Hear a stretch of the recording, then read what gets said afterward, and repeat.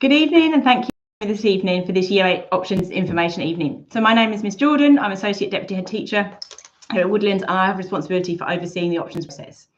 So this is in time for our Year 8 pupils as they start the process of sort of taking some ownership over their own learning, start thinking about careers they may wish to pursue later in life and the direction they may want to take in life.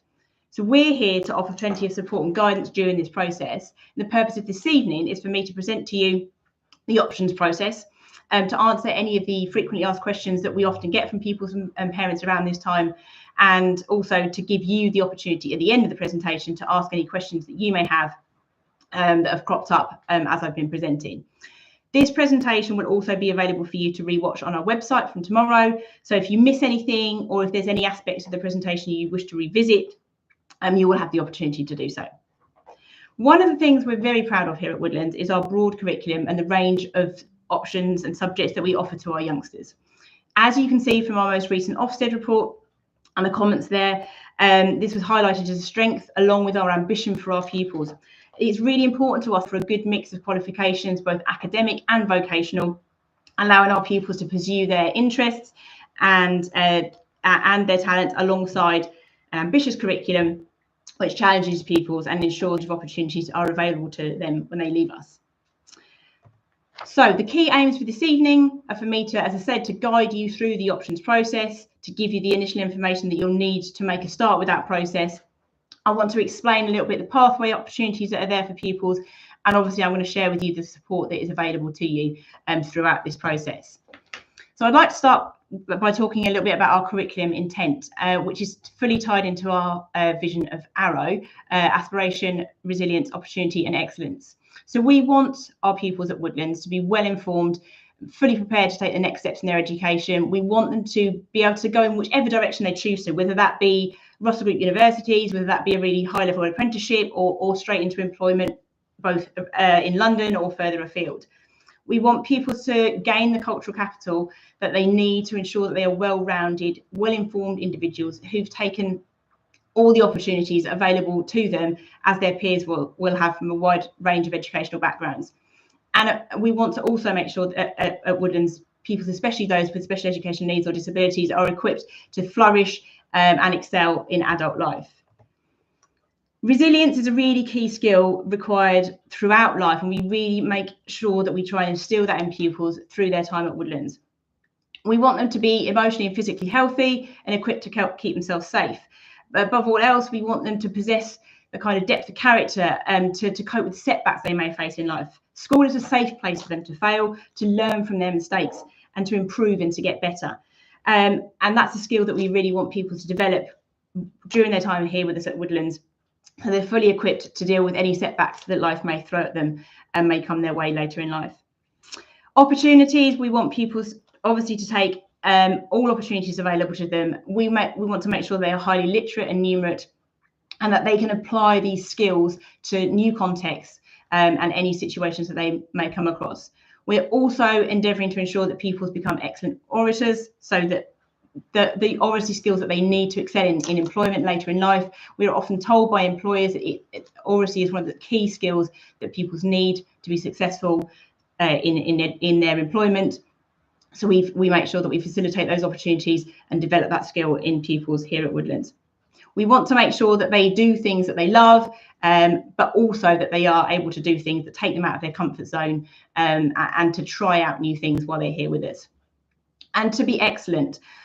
That doesn't necessarily just mean academic excellence, but we want pupils to excel in whatever they attempt. That means doing the very best that they can to develop their skills and their academic abilities.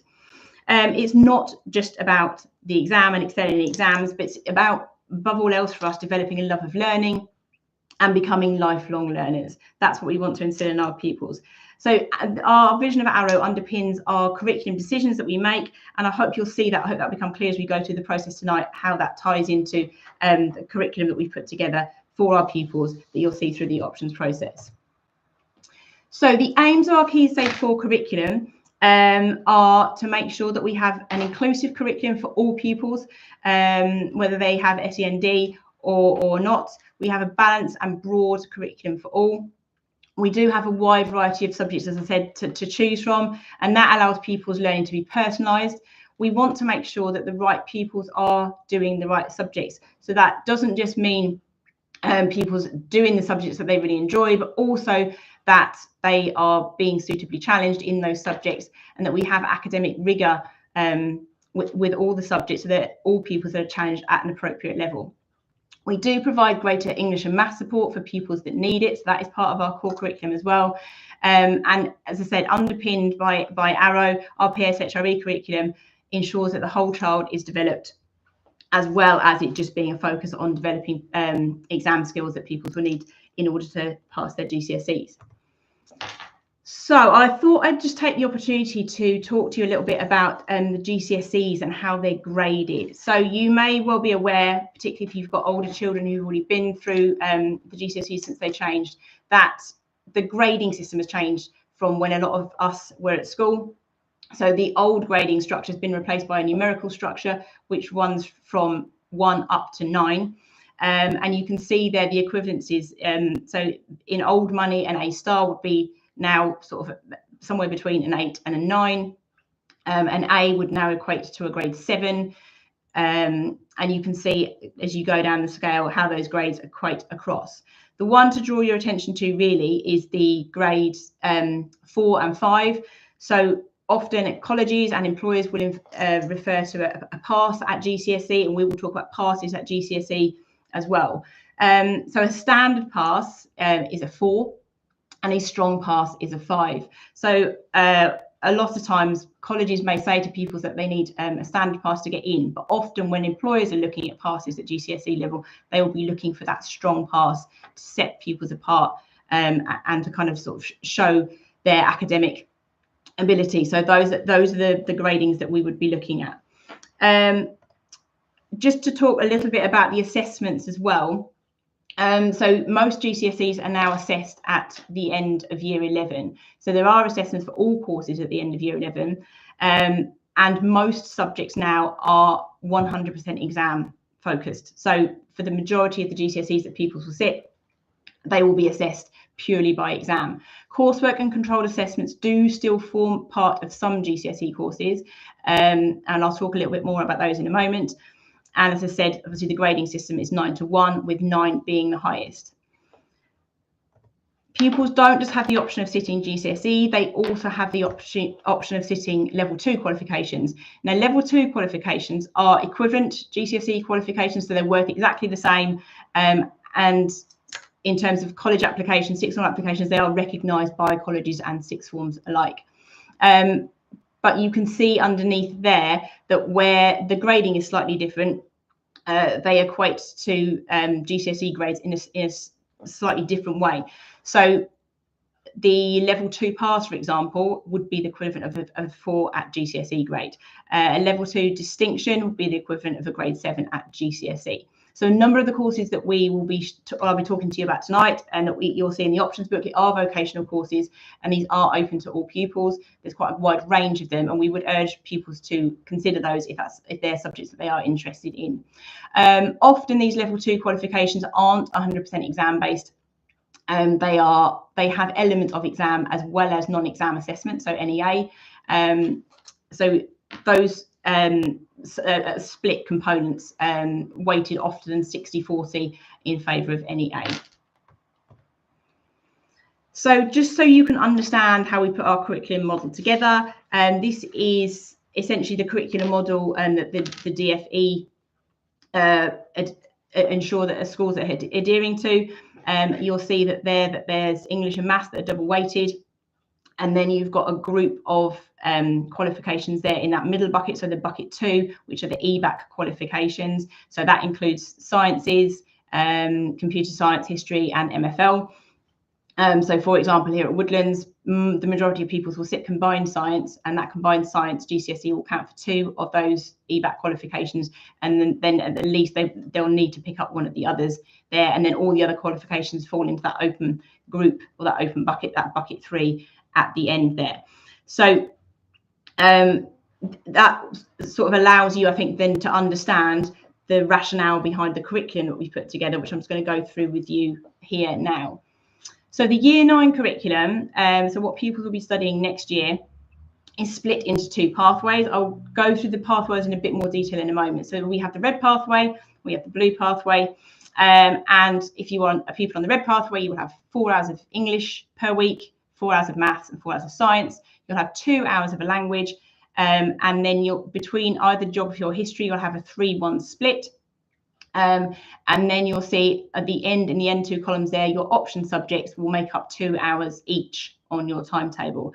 Alongside that, you'll have an hour of PE, an hour of Arrow, which is the PSHRE curriculum, and an hour of CRE, which is citizenship,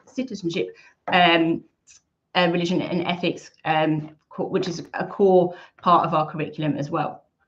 For the blue pathway, you'll see that the curriculum is very similar, with a more heavily weighted bias towards maths and English. So pupils on that pathway getting a bit more English and a bit more maths as part of their curriculum there as well. But they still have the options available to them in the same number of hours there as well.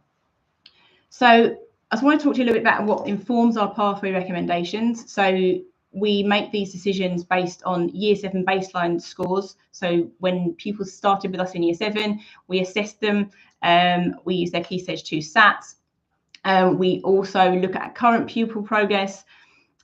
We look and take advice from the aspirations faculty. And then any pastoral information that we have will feed into those recommendations as well.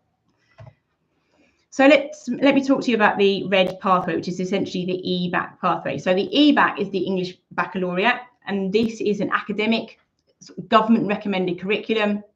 And this is the curriculum that keeps pupils options open for further study and future careers, because it gives them that wide range of different options that they will study.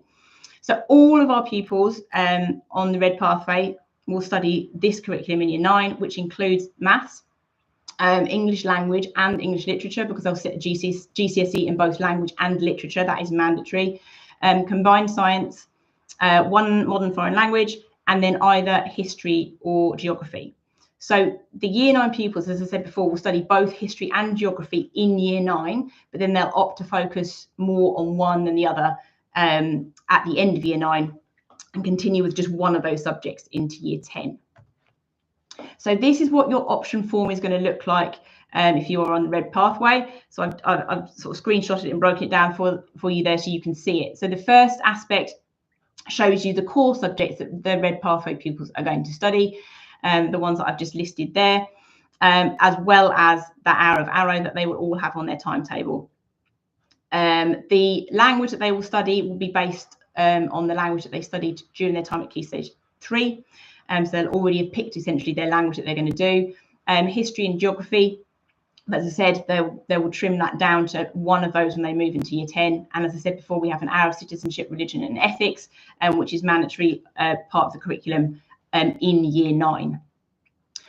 Pupils then will have the option of 2 free options. So this is where the element of choice comes in.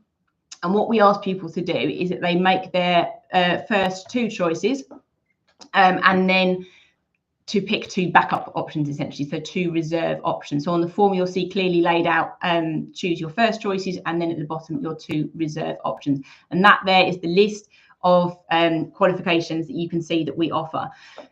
The options booklet that will be sent to you this evening after this presentation is finished will contain details about all of these courses, so detailed information from staff outlining the nature of the course, what's covered in the course, what careers you can pursue with those courses later in life, and just recommendations for the suitability of those courses for some people. So do take some time, please, to read through that options booklet when you receive it tonight. Pupils will also receive a paper copy of this during tutor time tomorrow, so that you really can make some informed decisions about options that pupils are selecting for next year.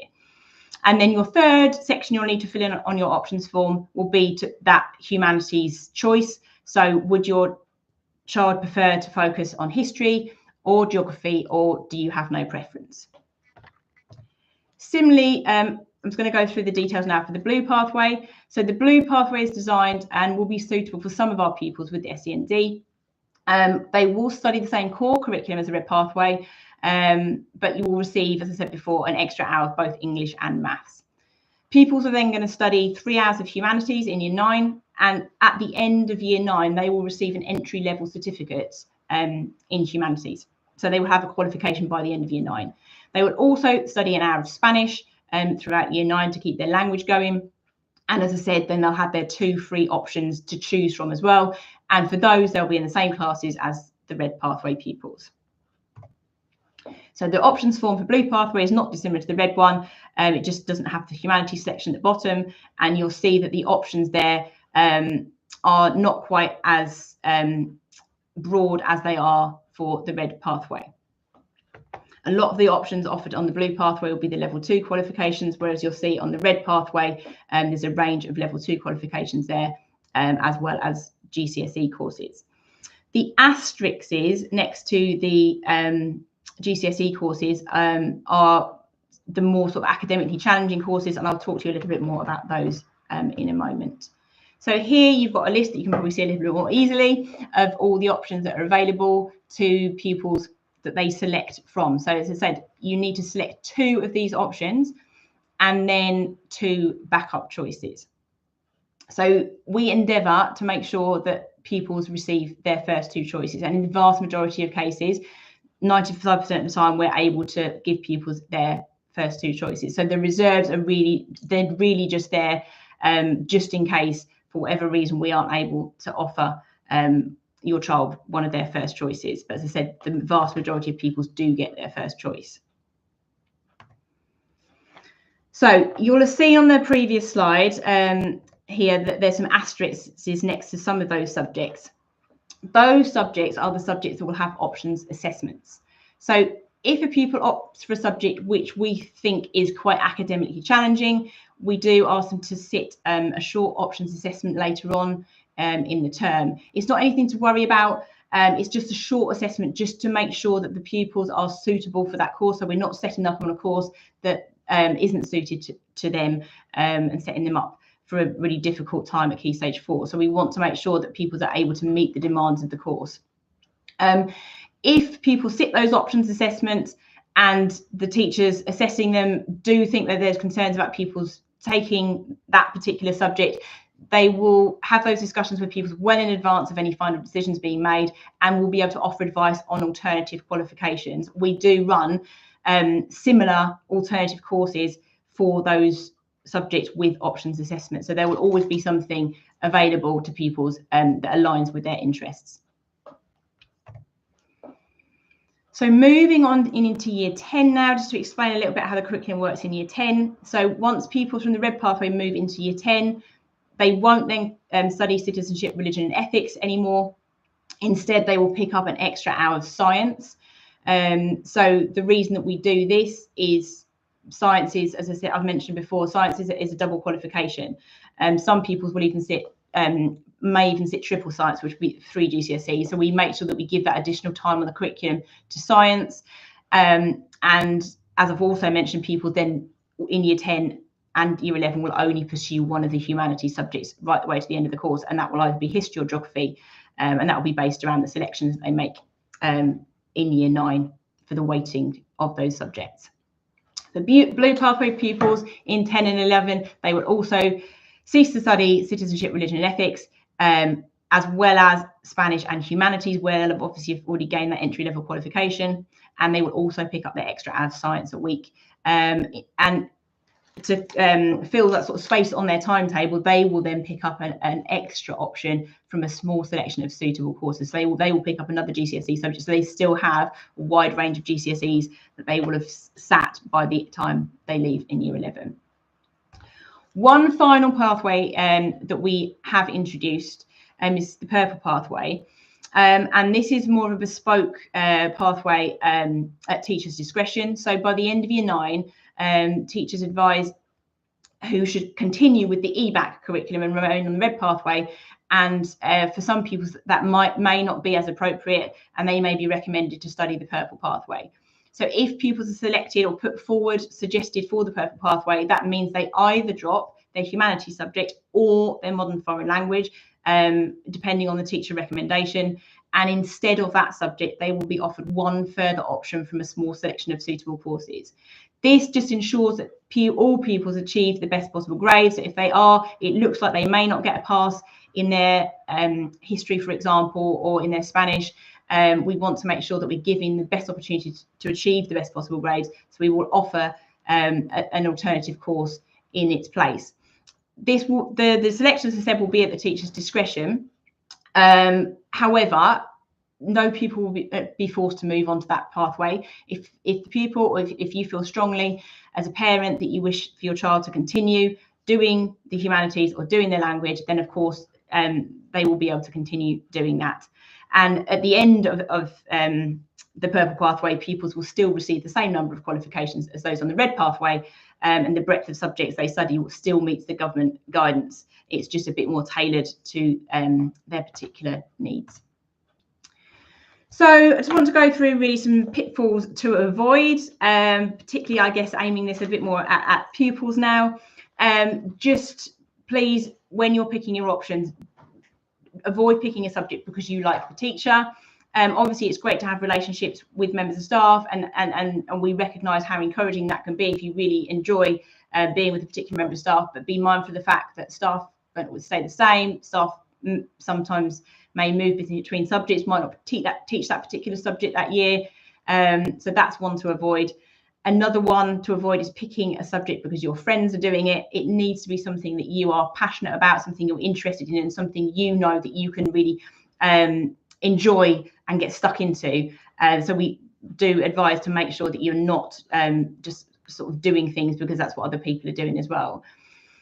There aren't really any easier subjects at GCSE. I think some subjects can appear easier because a lot of the time because pupils enjoy them, because they have an interest in them. So we would recommend avoiding picking subjects because on paper they appear easier.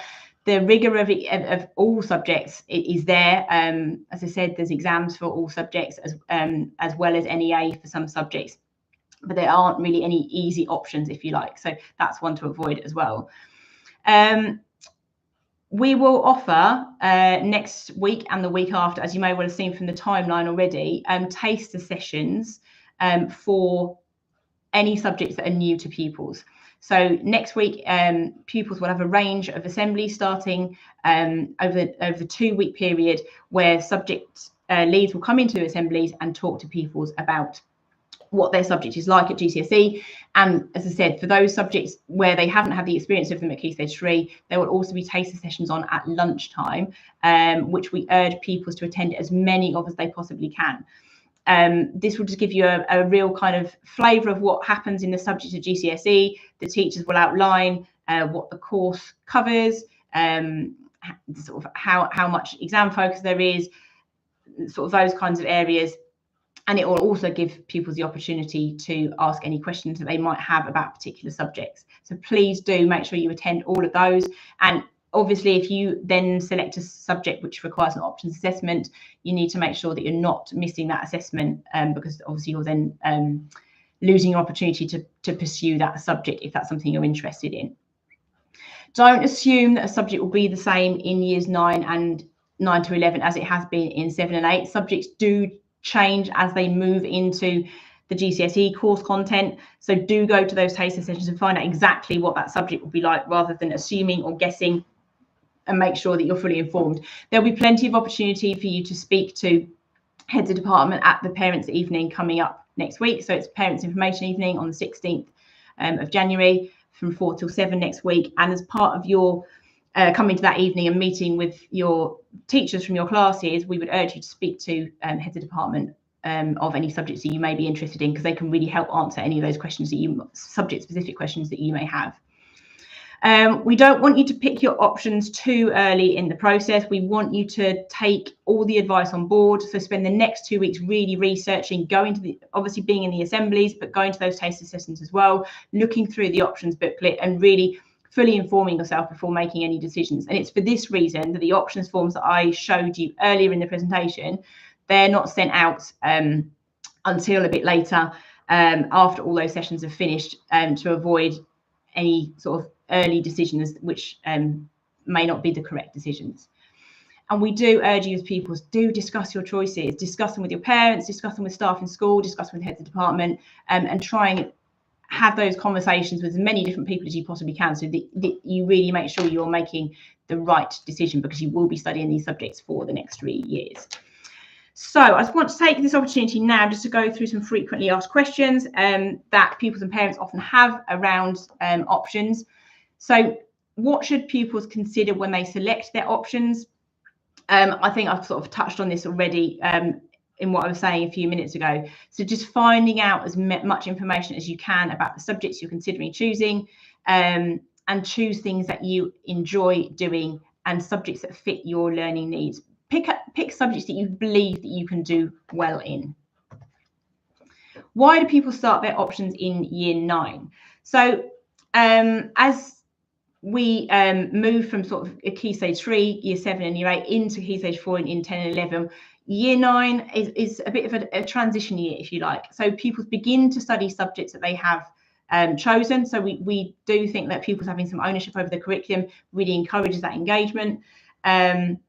And by having this kind of year where they touch on their GCSE subjects but don't fully immerse themselves in them, means we can still cover the Key Stage 3 national curriculum. And we make sure that year 9 is then really, really purposeful. We want pupils to have that sort of personalised curriculum where they are invested in what they're studying. And it also gives them the opportunity to study those option subjects that they're really interested in more depth over the 3 years. Why can't my child select a certain combination of subjects? So it's not possible for pupils to study certain combinations of courses because Ofqual, so they are the governing body for exams, they consider some courses to be too similar in nature, and they say that by studying courses that are too similar, that would not provide pupils with a sufficiently broad curriculum. So in the options booklet that you'll be sent this evening and that pupils will receive tomorrow, you will see under each subject, it will outline quite clearly for you if it's not possible to study a subject with another particular subject. Do other schools get to select more options? So Woodlands school pupils receive an average of 9 qualifications, which is typical of schools. They get their choices instead of their 2 free options where they can select from a really quite a wide range of subjects. And then aren't any blocks, timetabling blocks that restrict choice. As I said, we do try to make sure that everyone gets their first choice. So we build our timetable essentially around your child's option choices rather than it being the other way around. Obviously, by year 10, pupils have a choice between history and geography, and they also have a choice over the language that they study as well. Can my child study 2 modern foreign languages or both history and geography? So both of these subjects sit in bucket 2, which recognise the academic rigour of these courses. So there's an awful lot of content and an awful lot of skills to be covered in these subject areas. And it's for that reason we don't normally recommend that people study both history and geography, because it can overburden them in year 11. Likewise, we don't recommend picking up a second modern foreign language in year 9. It's just quite late to pick that up then without the grounding in year 7, or maybe just not in year 8, but it's quite late to be picking up that second language. However, if you have a burning desire and you're really, really passionate about studying those combinations of subjects, we can discuss with you possible routes if there's a really well-considered reason behind the desire to do so. And you'll have an opportunity to indicate that in a free type box at the bottom of the options form. Can my child change their options? So the reason we spend so much time informing pupils and going through with them and with yourselves and sending out the information that we do is because this decision really is an important one for pupils to make, and that they take time to consider the different subjects that are available to them.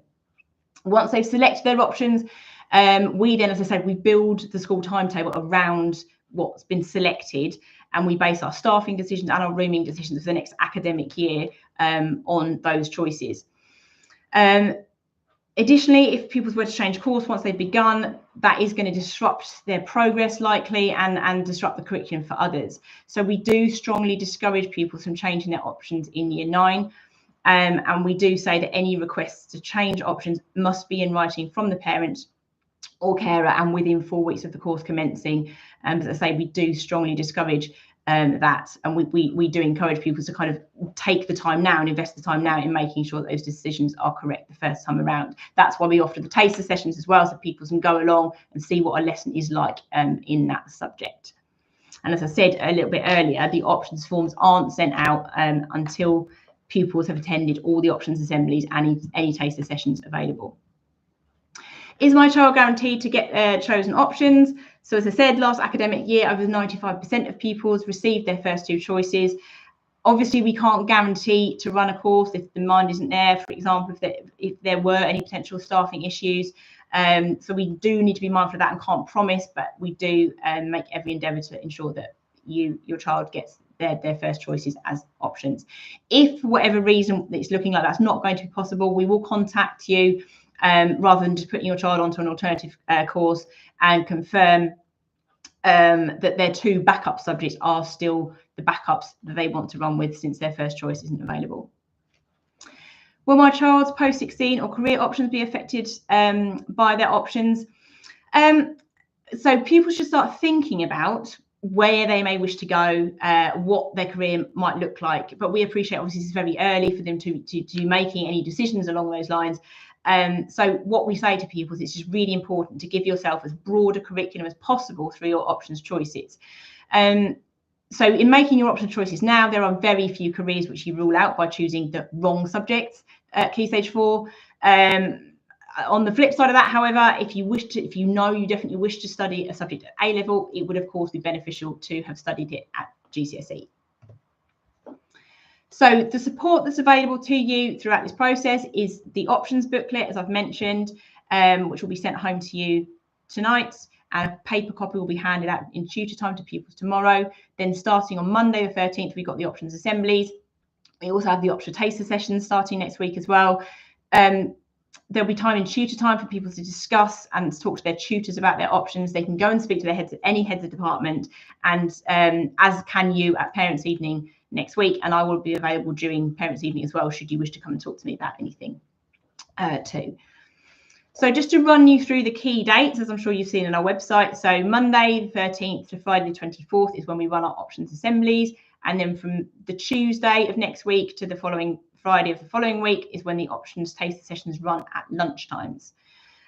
Pupils wishing to attend taster sessions at lunchtimes can get a queue jump pass, which I'll be handing out in the assembly. So if they want to go to those taster sessions, they can get to the front of the lunch queue, get their lunch, and then get up to those taster sessions in a timely fashion. As I said, we've obviously got Parents' Evening on the 16th of January, next Thursday. And then on the 24th of January is when the options forms will be sent to parents and carers via email. Thursday, the 6th of February is the important one. That's the deadline for the final options to be submitted. That will be via Microsoft Forms that I've just shown you the snippets of this evening. And then once we've got those forms in, we'll obviously process all of those. And then on the 24th of February is when we'll start the options assessment, and we will contact pupils and let them know that they need to attend those options assessments if they wish to pursue the subjects they've got on their options form. And then on the 27th of March, the options will be confirmed and sent home to you, parents and carers.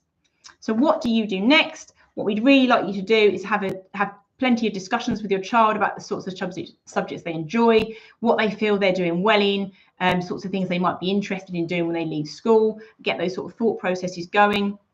Read through the options booklet with your child and check the information carefully, and then decide which options taster sessions they're going to attend over the next couple of weeks. I'll share the schedule in assemblies on Monday, so pupils will know exactly when they are, and we make sure that the options assemblies that take place time with the taster sessions on that day, so that pupils will be reminded, if they're interested, for example, in sociology, the sociology assemblies in the morning, and then they can go to that taster session at lunchtime. Once your child is sure on their choices, please complete the options form, which will be sent out on the 24th of January. So hopefully this evening has provided you with plenty of information regarding the process, the thought process behind the curriculum, and next steps for pupils and for you as parents. But if there is anything that you'd like to contact me about, my email address is there at the bottom. As I said at the beginning of the presentation, this presentation will be available on the school website from tomorrow. So if you wish to dip back into any aspect of it, go back over it, it will be there available for you to do so. We've got a few minutes now, maybe 10 minutes or so, for me to take any questions that may have come up either during the presentation or questions that you might have thought of as we've come to the end of the presentation.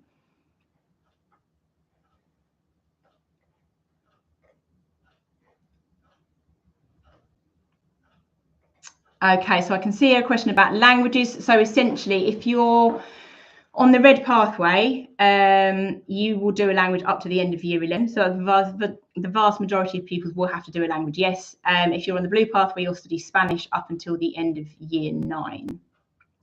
And then the parents' evening appointment booking information was sent out to parents' emails. So if you contact the office tomorrow and ask for the link to be resent, we can get that sent back out to you tomorrow. That's no problem. When we'll find out what pathway our child is following. So once we send out the options forms, you'll see then which pathway your child's been selected for. But any pupils on the blue pathway, we will make sure we make contact directly with you as parents and carers to let you know that that's the pathway that we've selected for your child.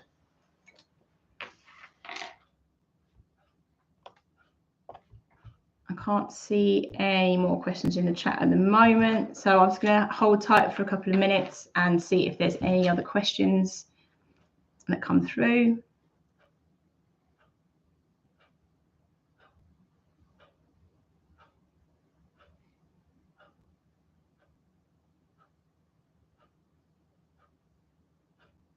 Okay, so it appears, will students have a timetable for,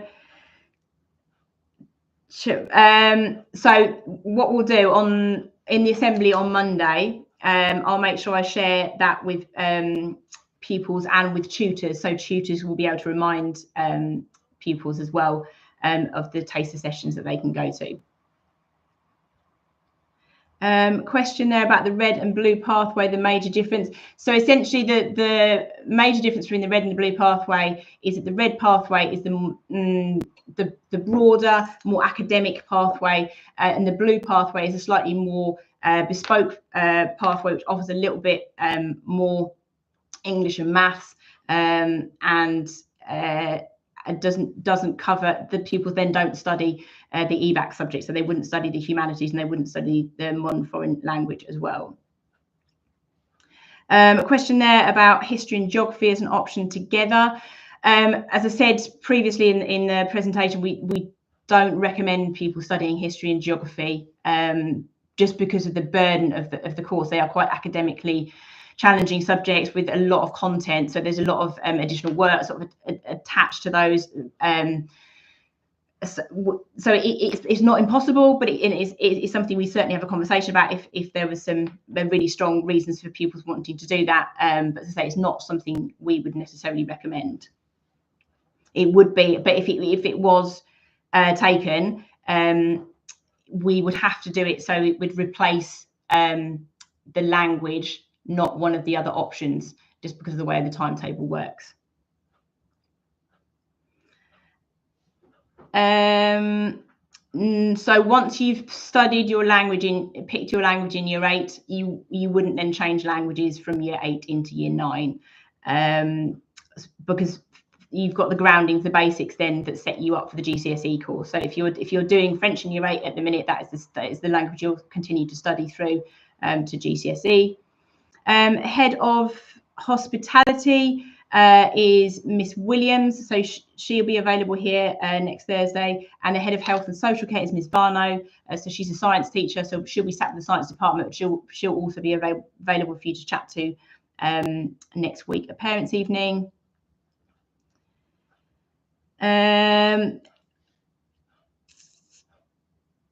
So the blue pathway pupils don't study a language up to GCSE. So we streamline that curriculum and make it tailored for the pupils in year 9, just so they've still got that balance of the breadth of curriculum, and they've got that balance of subjects up until the end of year 9, but they drop that subject and then when they get onto into 10 and 11. So it's only a small number of pupils doing that, so that's why we only offer that one language there.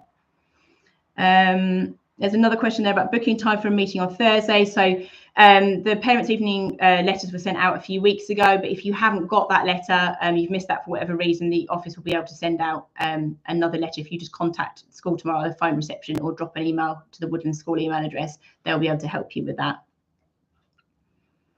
Would Red Pathway cover German? And when we say Red Pathway, is it more academic? Does it give us more options, or is it just more extensive and include more subjects? So the Red Pathway, so both the Blue Pathway and the Red Pathway, you get the same amount of free option choices. You get to choose 2 free options, if you like. The Red Pathway is just broader because you also then study a humanities and a modern foreign language as well. Will there be support for children who do not know what they want to do, especially if they cannot decide? Absolutely. Ask your child to come and speak to the head of year, or any heads of department that they feel that they might have some questions about, or send them my way, and we can sit down with them, have a chat, and kind of sort of try and guide them through the process a bit more as well. The times and dates for the taster sessions will be published on Monday in Assembly. So essentially, whatever the taster, the options assembly is in the morning, that morning, there'll be a taster session for that subject that lunchtime. So that will remind the pupils as well when they're sat in that assembly in the morning. Okay, this is citizenship assembly. That means there's a citizenship taster session at lunchtime. Okay, I think we've got through to the end of the questions. There's another question there about the red and the blue pathway. So the red pathway is studied by the majority of pupils, and it is the broad curriculum, the government sort of guided, recommended curriculum, which includes English, literature, language, maths, MFL, so modern foreign languages, humanities, and then the 2 option subjects. Whereas the blue pathway is a bit more tailored, a bit more bespoke, and pupils study more English and maths on that pathway, but don't study a language or a humanities. But as I said, the vast majority of pupils will be on the red pathway. Okay, I think we've got to the end of the questions there, so it just leaves me to say thank you very much again for your time this evening. If you do have any questions, please email me, and I'll get back to you. And if you do want to send your child to speak to me, or to the head of year because they're not sure about what they're doing, then obviously we are more than happy to help and support them with that. So hopefully see you at Parents' Evening next week, and we look forward to seeing your child flourish as they move into years 9, 10 and 11. Thank you very much.